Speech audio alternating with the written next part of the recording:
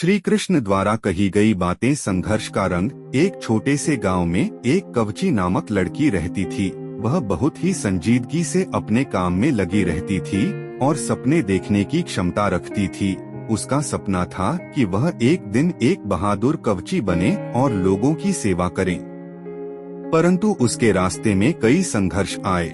वह लड़की छोटी और कमजोर थी और इसलिए उसे शारीरिक तौर पर मजबूती की आवश्यकता थी।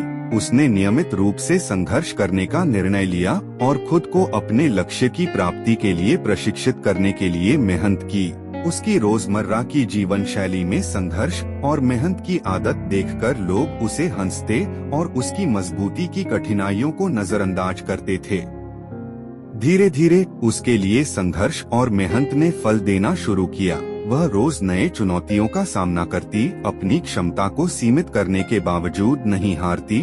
उसकी आत्मविश्वास और संघर्ष की भावना ने उसे बड़े ऊंचाइयों तक पहुंचाया।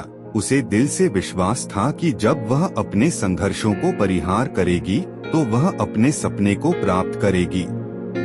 एक दिन एक महान संघर्ष के बाद उसने अपने लक्ष्य को पूरा कर लिया। वह एक विख्यात कवची बन गई और अपने लोगों की सेवा करने लगी। उसकी मजबूती, संघर्ष और मेहनत ने उसे एक आदर्श बना दिया। लोग उसे प्रेरणादायक मानते थे और उसकी कहानी को उनके लिए एक संदेश के रूप में देखते थे। इस कहानी से हमें यह सीख मिलती है कि जीवन में संघर्ष होना स्वाभाविक है।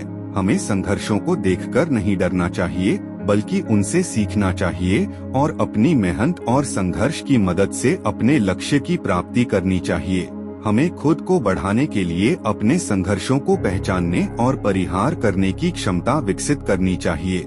संघर्ष हमारे अस्तित्व को मजबूत बनाता है और हमें सच्ची सफलता की ओर ले जाता है।